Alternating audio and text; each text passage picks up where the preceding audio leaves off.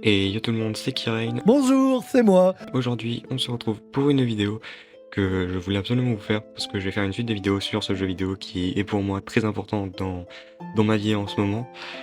Aujourd'hui, je vais vous parler de League of Legends.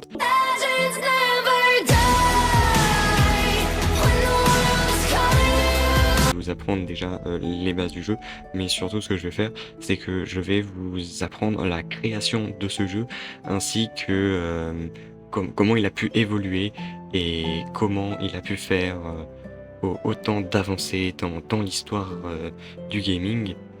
Et puis je pense qu'après peut-être que vous aurez envie de jouer au jeu. Et sur ce, bah parlons moins, parlons plus, parlons League of Legends. I'm tired of explaining what the joke is. This is what you asked for. Heavy is the crowd. Fire in the sunrise. Ashes raining down. Try to hold it in, but it keeps bleeding out. This is what you asked for. Heavy is the crowd. 1. La création de League of Legends. Alors, déjà pour commencer, je vais vous parler de l'histoire de League of Legends. Alors, League of Legends a été créé par Steve Lizzo, qui est en fait un développeur de Warcraft 3 Defense of Ancients, connu sous le nom de Dota. Il est aussi le créateur du mode Pendragon. Mais ils ont voulu créer le mode de jeu de League of Legends à l'intérieur de World of Warcraft, ce qui n'a pas été donné à notre très cher... ça n'a pas été apprécié par les studios de World of Warcraft. Ils ont donc décidé de partir. Parce qu'ils ont été deux à faire, Fick et Mescon. Et ils ont décidé du coup de partir. En 2005, ils rencontrent un jeune studio qui vient d'être créé très longuement. Qui n'est autre que Riot Games, notre très cher studio qui fait aujourd'hui League of Legends, ainsi qu'un autre jeu que tout le monde connaît, je ne cite pas Valorant, voilà. Donc ils ont envie de créer leur MOBA, indépendamment du moteur vieillissant de Warcraft 3. Donc, ils vont travailler avec Riot, ils vont commencer à faire leur jeu, et il leur a fallu 4 ans, donc 2005, il leur aura fallu 4 ans pour créer la bêta de League of Legends qui sort en 2009. Sur le moment, il y avait seulement 17 champions. Je pense que 17 champions, ce n'est pas énorme, mais 17 champions, c'est déjà bien pour un jeu en 4 ans. Quand on voit les persos de League of et la difficulté du jeu, bon voilà.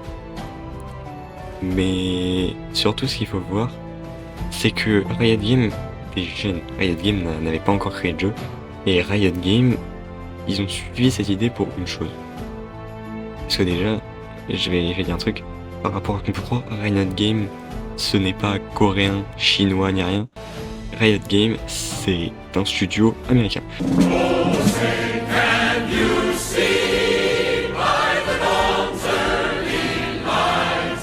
Donc oui, League of Legends est américain, voilà.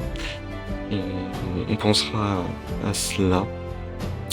Du coup, ils vont faire League of Legends et la bêta va totalement fonctionner. En fait, le Riot savait directement que les Américains adoraient ce style de jeu, qui est autre que le MOBA, que je vais expliquer juste après. Et le jeu, après un carton plein, sort finalement en octobre 2009 avec 40 champions. Combien ? Après sa sortie, League of Legends est devenu un jeu très populaire, dont des compétitions qui sont nées avec des ligues qui commencent à se former. Et à partir de 2011, s'est levé 15 millions de personnes sur le jeu, seulement 2 ans après sa sortie, avec 10 nouvelles parties qui se lançaient chaque seconde. Si on y réfléchit, les Worlds, c'est sorti en 2011 et c'était un banger total. Après, faut se dire que là, en 2020, ils ont réussi quand même à atteindre un total de 100 millions de spectateurs en moyenne. Et ils ont vraiment eu à peu près en moyenne 21,8 millions de personnes par minute, qui est monté à un pic de 44 millions. 44 millions de personnes pour le même match. Faut se dire que le jeu a fait littéralement une dinguerie monumentale et que League of Legends a littéralement révolutionné le marché du jeu. Et c'est à ce moment-là que les studios de Riot et surtout le jeu League of Legends a ouvert ses portes au grand public. Je pense que maintenant que vous connaissez le jeu dans son histoire globale, on va partir sur l'apprentissage de base du jeu en lui-même. Et je vais vous commencer par l'explication des lanes en jeu. 2. Les bases. Alors pour cette partie de la vidéo, déjà je vais commencer par vous présenter le rôle ainsi que la carte. Donc la carte est représentée comme ceci. Elle est divisée en 3, même plutôt 4 parties. Vous avez la top lane qui se joue là-haut, la mid lane, la bot lane, ainsi que la jungle. Vous avez sur le jeu 5 rôles. Vous avez le rôle de top laner, je vous laisse deviner où est-ce qu'il va, en haut bien sûr. Le mid laner, encore une fois je vous laisse deviner où est-ce qu'il va, ça a l'air logique, donc au milieu. Le bot laner qui se joue en bas, et là il va vous rester 2 rôles, le support et le jungle, enfin le jungler.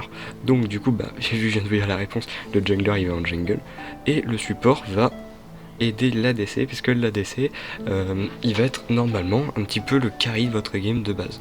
Je veux dire, je vais vous expliquer un peu plus. Dans le top laner, nous avons les persos un peu bien tankés, remplis de PV, genre ils vont avoir beaucoup de défense, beaucoup de points de vie, tels Darius, Dr Mundo, Tahm Kench, ce genre de choses. Au mid laner, la plupart du temps, vous allez voir dans les tournois avec les compétitions, c'est plutôt le chef d'équipe, parce que le mid laner c'est celui qui va être le plus proche de l'inhibiteur adverse la plupart du temps. Donc lui c'est plutôt le genre de perso qui peut faire un assez bon teamfight, comme Yone, Yasuo, ou encore Syndra qui peut être très intéressante. Du coup après en tant que bot laner vous allez être en fait l'ADC. En fait l'ADC ça va être un personnage qui a pas énormément de PV mais qui va littéralement quasiment enclencher le game mais de partout. En fait vous pouvez enclencher tout le monde mais vous pouvez vous faire enclencher par tout le monde à cause de votre manque de PV. Et c'est pour ça que du coup vous avez votre support. Bon, déjà en exemple d'ADC, je pense que vous les connaissez pour beaucoup, Jinx, Miss Fortune, Kai'Sa, Sivir. Oui j'ai mis Sivir parce que c'est un des mains et qu'à un moment j'en ai marre. Et en support, vous allez être là pour soigner votre ADC, stun les ennemis pour pouvoir attaquer, donner un bouclier à votre ADC, ce genre de choses. Et dans ce rôle vous avez Yuumi, vous avez Pyke qui est plutôt un support agressif, mais bon ça c'est autre chose.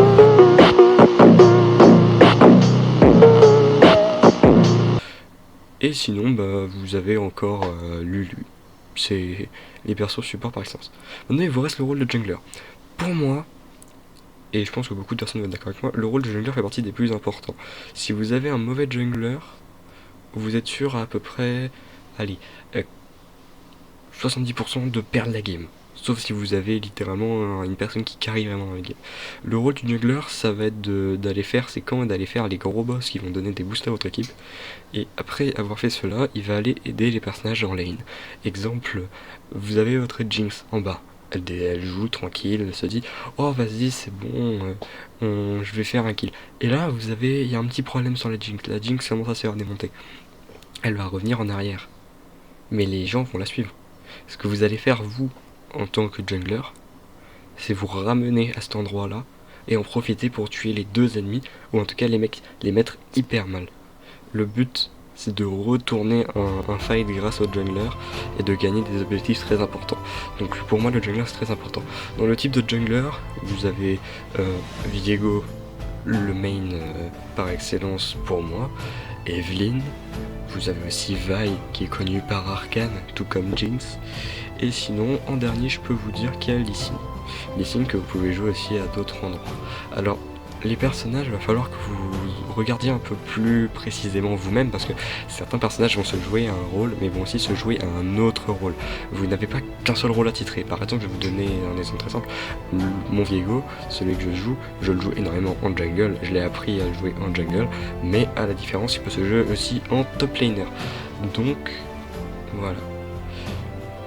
Maintenant que je vous ai expliqué la phase de lane, et que je vous ai expliqué comment s'expliquer tout cela, je vais vous expliquer maintenant quelque chose de très important dans LoL. LoL, ça a littéralement un langage à lui tout seul. On l'appelle lolien. Vous avez dans tout cela, vous avez des mots et des phrases que les gens vont vous dire qu'il va falloir connaître pour savoir ce qu'il faut faire dans la partie. Donc je vais vous donner certaines bases. Déjà, le mot lane. Le mot lane, c'est les endroits où vous allez de votre base sur une ligne. Genre par exemple la bot lane, c'était la ligne du bas. Donc ça, c'est un truc très important. Après, vous avez les CS. Les CS, c'est les sbires, qu'on appelle aussi les waves. Donc CS et wave, c'est la même chose, c'est les sbires. Et quand par exemple on dit push la wave, ça veut dire que vous faites avancer la wave. Et ça, quand vous dites que vous pushez la wave, c'est du coup vous faites avancer les sbires vers la tour ennemie. Maintenant, il y a aussi du coup le farm, tout le monde connaît à peu près le farm, voilà. Et surtout un autre qui est très très important à savoir, c'est gank.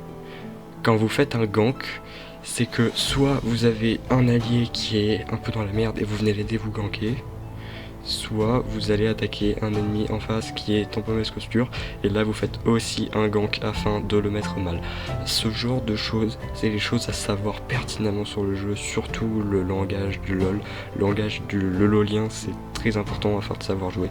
Et tout cela, c'est un truc que vous apprendrez avec le temps, mais c'est un truc à déjà savoir un petit peu avant. Maintenant il ne me reste plus qu'un truc à vous apprendre, c'est comment optimiser votre farm de wave. Alors ce que vous allez faire, pour tous les champions à peu près, vous devez mettre entre guillemets le dernier coup sur le sbire. Ce que vous allez faire, c'est vous allez toujours attendre que vos mobs aillent frapper vos sbires, et à ce moment là, vous allez donner le dernier coup, tout ça pour récupérer l'argent et pouvoir vous acheter de l'équipement derrière. Vous ne devez pas utiliser vos spells, donc c'est à dire vos attaques sur les waves, parce qu'en fait vous allez perdre de la mana ou des choses comme ça. Bon, là dans le clip vous voyez que des fois, là en jouant Yone, j'utilise des fois mes spells, mais c'est parce que le perso a besoin que l'on fasse ses spells. Certains persos, comme là par exemple Yone qui a besoin de faire cette tornade, il a besoin de mettre des petits coups de spells, mais ils sont faits pour terminer les sbires. Ils sont pas faits pour mettre des dégâts aux sbires, faut vraiment juste les terminer. C'est pour ça que quelquefois vous allez attendre que les sbires arrivent sous la tour, et à ce moment là vous allez mettre le dernier coup, récupérer les golds, et là vous êtes bien, vous allez bien farmer, et vous êtes normalement à un niveau soit égal soit supérieur à votre adversaire. Il ne faut pas non plus oublier que donner des spells dans la tour ne sert à rien. La tour ne se prend que des dégâts d'attaque normale, à part exception par exemple pour H qui peut utiliser une capacité qui booste sa vitesse d'attaque, et ça sert à quelque chose sur les tours, mais sinon donner des coups sur les tours ne sert totalement à rien, vos spells ne font pas de dégâts dessus. Je pense que maintenant j'ai terminé sur cette vidéo présentation de League of Legends ainsi que base des bases. On se retrouvera pour une vidéo spécialement que sur certains persos, pour vous apprendre à jouer certains persos. J'ai décidé d'appeler cette session l'école des champions, et vous allez donc dans ces vidéos apprendre à jouer les champions, les meilleurs coups à faire, les meilleurs combos, et du coup comment optimiser vos games et tout ça.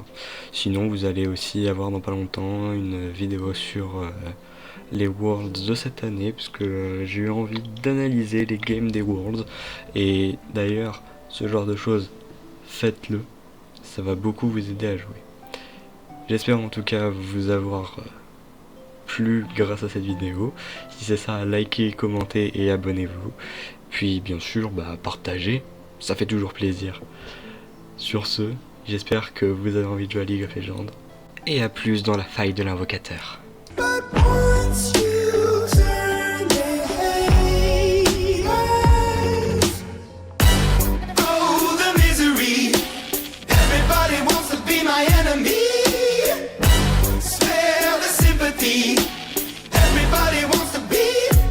my enemy.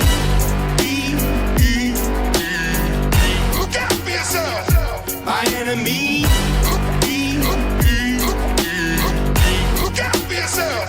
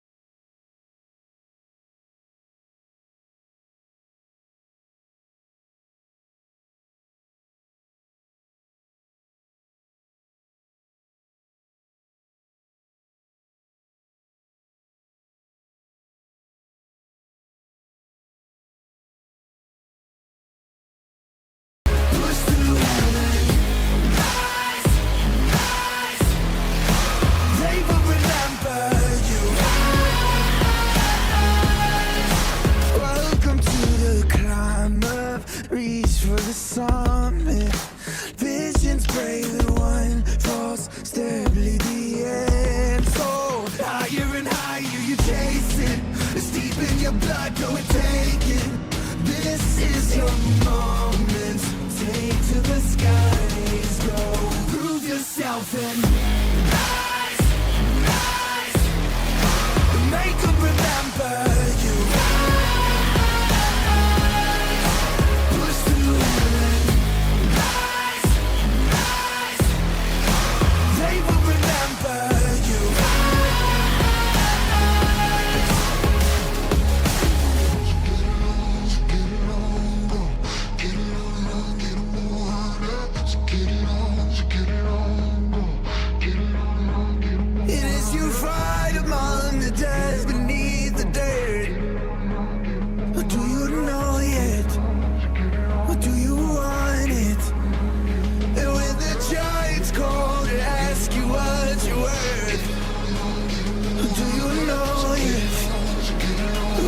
Die.